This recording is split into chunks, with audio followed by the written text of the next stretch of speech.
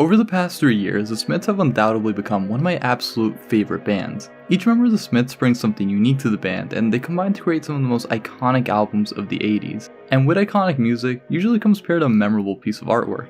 There's always been a quality about these covers that have intrigued me. Maybe it's the grainy looking filter they share, or maybe the music attached to them, perhaps a combination of both. I've noticed many of you take note of my use of their music throughout my uploads. I appreciate that, and for those of you who have been asking for a Smiths video, this is for you. I hope you enjoy it as much as I did creating it. The YouTube algorithm will probably shaft this video like it has my previous few uploads, but I don't even care anymore.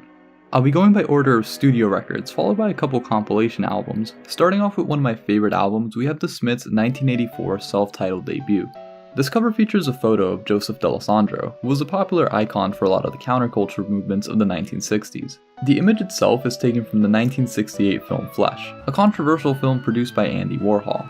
The cover was chosen and designed by Smiths frontman Morrissey, which is a pattern that you'll quickly notice. Most, if not all, of the artwork the band used was chosen by Morrissey. The only person I know of that has a Watch Mojo video dedicated to the worst things they've said and done.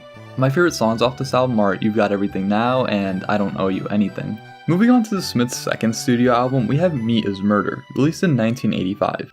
The cover includes an altered version of a photograph featuring a young radio operator from the Vietnam War. His helmet originally read, Make War, Not Love, which was an ironic twist on the popular anti-war slogan, Make Love, Not War, a slogan which originated during the American counterculture movement of the 1960s, used by those who opposed the Vietnam War. Despite the slogan having originated 60 years ago, it has remained a prevalent anti-war motto to this very day.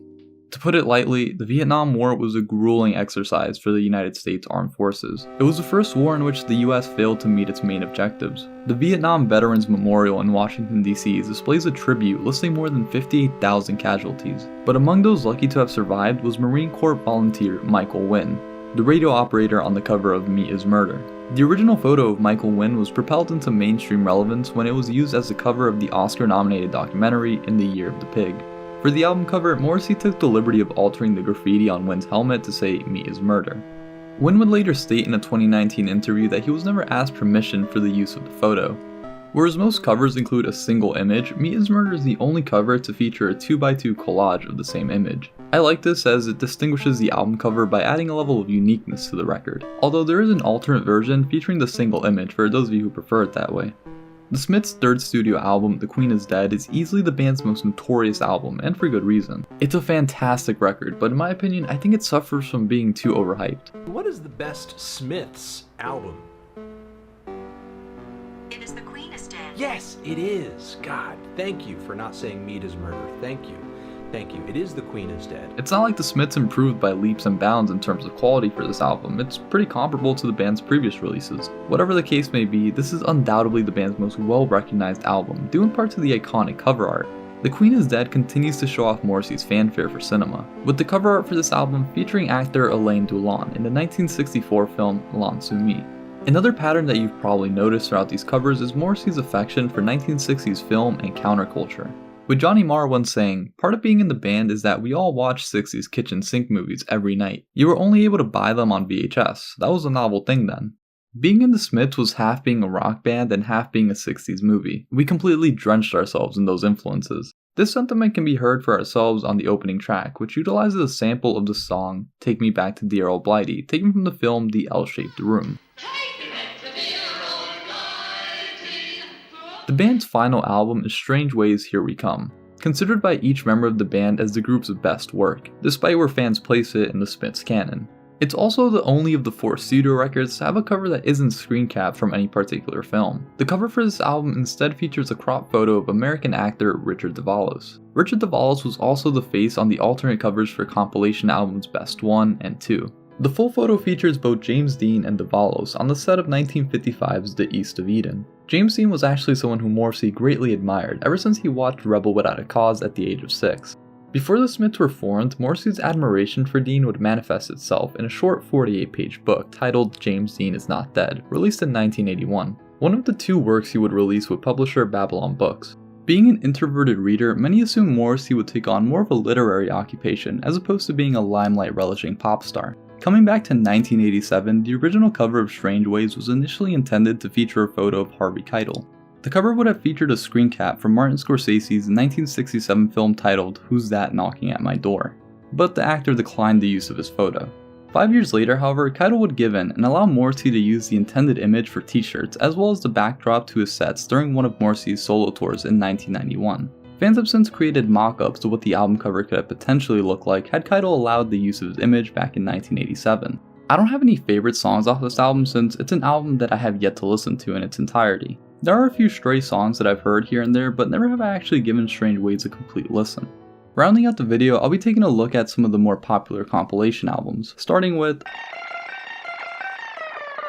While officially listed as a compilation album, Hatful of Hollow to me is definitely a core Smiths album. Featuring heavy hitters like How Soon Is Now and Heaven Knows I'm Miserable, it'd be hard to argue that this isn't an essential Smiths album. And I haven't even mentioned personal favorites like Accept Yourself and This Night Has Opened My Eyes, or other fan favorites like Please Let Me Get What I Want. On top of these songs original to Hatful of Hollow, the songs that it does include from self-titled are alternate versions to the ones featured on their debut album. And that's why I consider Hollow to be more of an essential Smiths album alongside the main 4 release rather than just a mere compilation album. The sleeve which houses all these songs comes in a light blue cover, which looks wonderful on display and definitely stands out in my vinyl collection. The cover itself features a photo of Fabrice Collet taken in 1983 for the French newspaper Liberation, which is still active to this day. There also exists a variation of this cover with a cropped version of the same Collet photo, primarily used for re-releases on CD, although I have seen some vinyl versions for this cover too. But for me, the light blue cover will always be the true Hatful of Hollow.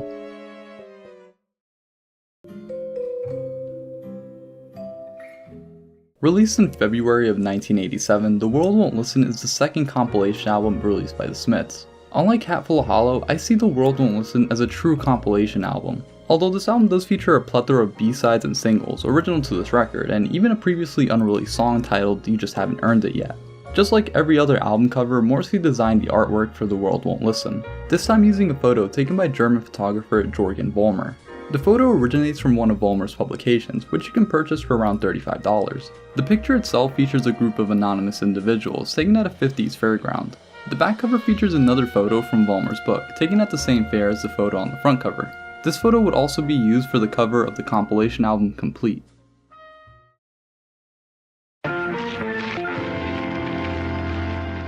Louder Than Bombs was the Smiths' third and final compilation album before the band broke up. Released in 1987, the cover features a photo of playwright Sheila Delaney. After making her literary debut in 1958 with her play A Taste of Honey, the Saturday Evening Post would eventually publish a piece featuring this photo of the 19-year-old Delaney. Upon its initial release, A Taste of Honey received a mixed reception among critics. Regardless, the play and later the film was still beloved among general audiences. One of the many people the play managed to capture the admiration of was Morrissey. Much like James Dean and other mid-20th century icons, Sheila Delaney was one of Morrissey's many influences, especially earlier on into the Smiths' catalog. The lyrics of This Night Has Opened My Eyes is based on A Taste of Honey's central character, Josephine. Lyrics like I dreamt about you last night and I fell out of bed twice, featured on Reel Around the Fountain, was lifted directly off the play. It's also worth mentioning that another photo of Delaney was used for the cover of the single release of Girlfriend in a Coma.